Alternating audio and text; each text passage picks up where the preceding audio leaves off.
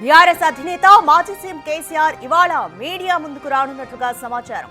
కాళేశ్వరంపై CBI విచారణ, కవిత suspension, Harish రావులపై కవిత ఆరోపణలు, స్థానిక సంస్థల ఎన్నికలపైన మాట్లాడే ఛాన్స్ కనిపిస్తోంది. ఇందులో భాగంగా ఎర్రవల్లిలోని ఫామ్ హౌస్ లో వరుస సమావేశాలు కొనసాగుతున్నాయి. కేసీఆర్, కేటీఆర్, హరీష్ రావు పలు అంశాలపై సుదీర్ఘంగా చర్చిస్తున్నారు. ఇప్పటికీ ఫామ్ హౌస్ లోనే ఉన్నారు కేటీఆర్, హరీష్ రావు. ఇవాళ మరోసారి కేసీఆర్ తో సమావేశమవుతారు. తాజా రాజకీయ పరిణామాలపైన చర్చిస్తారు. మరోవైపు పార్టీ ఎమ్మెల్యేలు, ఎమ్మెల్సీలు ఫామ్ హౌస్ లో కేసీఆర్ తో సమావేశమయ్యారు. ఈ నేపథ్యంలో స్థానిక సంస్థల ఎన్నికల్లో గెలుపుపై నేతలకు దిశానిర్దేశం చేసినట్లుగా సమాచారం.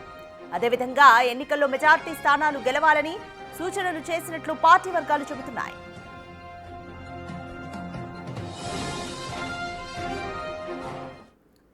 మోర్ డీటెయిల్స్ మా ప్రతినిధి దుర్గారెడ్డి అందిస్తారు.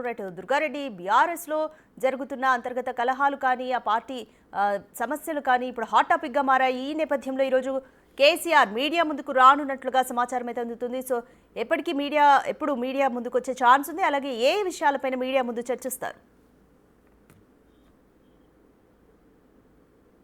రాధిక, మెదక్ జిల్లా అంటే కేసీఆర్ ఫామ్ హౌస్ లో మాత్రం సిద్దిపేట జిల్లా కేసీఆర్ ఫామ్ హౌస్ లో 2 రోజుల నుండి ఒక కవిత చేసిన సెన్సేషనల్ కామెంట్స్ పై రాష్ట్ర మాజీ మంత్రి, కాళేశ్వరం ప్రాజెక్టు, ఆ తర్వాత రాజ్యసభ సభ్యుడు జోగిన్పల్లి సంతోష్ పై మాత్రం సెన్సేషనల్ కామెంట్ చేసింది.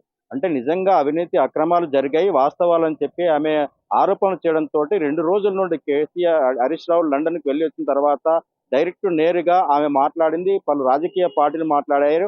ఆమె కూడా అదే విధంగా మాట్లాడింది కనుక ఆమె విజ్ఞతకే వదిలేస్తానని చెప్పినా కానీ కేసీఆర్ ఫామ్ హౌస్ లో మాత్రం 48 గంటల నుండి మాజీ మంత్రి కేటీఆర్, రాష్ట్ర మాజీ ముఖ్యమంత్రి కేసీఆర్, ఆ తర్వాత మాజీ మంత్రి హరీష్ రావు, అంటే ముగ్గురు కూడా అక్కడికి ఎమ్మెల్యేలు వెళ్ళారు. వాళ్ళంతా వెళ్ళిపోయిన తర్వాత కూడా ఒక చర్చ జరుగుతుంది సుదీర్ఘంగా.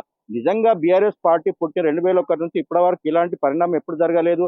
పార్టీ నేతలను, పార్టీ కార్యకర్తలను కాపాడుకునే విధంగా ఒకసారి ఆమె చేసిన విషయాలు ఏ విధంగా చూడాలి, ఇక కార్యకర్తలకు, నేతలకు ఏ విధంగా భరోసా కల్పించాలి అనే ఉద్దేశంతో ఒక చర్చ జరుగుతున్నట్లు తెలుస్తుంది. నిజంగా కవితను మాత్రము ఎమ్మెల్సీ జాగృత కవితను ఆ యొక్క సస్పెన్షన్ వేటు, ఆ తర్వాత ఆమె ఎమ్మెల్సీ పదవికి రాజీనామా చేశారు. ఆ తర్వాత ఆమె సైలెంట్ అయ్యారు 2 రోజుల నుంచి. ఆ 2 రోజుల తర్వాత కేసీఆర్ ఫామ్ హౌస్ లో మాత్రం చర్చలు వాడి వేడిగా కొనసాగుతున్నాయి. అంటే నిజంగా సస్పెన్షన్ వేటుతోటే ఊకుంటారా, లేకపోతే నిజంగా ఎలాంటి చర్యలు తీసుకోబోతున్నారనేది బీఆర్ఎస్ వర్గాల్లో ఒక రాజకీయ పరిణామాలు చోటు చేసుకుంటున్నాయి. అంటే నిజంగా కవిత చేసిన దానిపై ఇప్పటికి మాత్రం స్పందించారు. మిగతా వాళ్ళు ఎవరు కూడా ఎక్కడ కూడా మాట్లాడదని చెప్తున్నారు.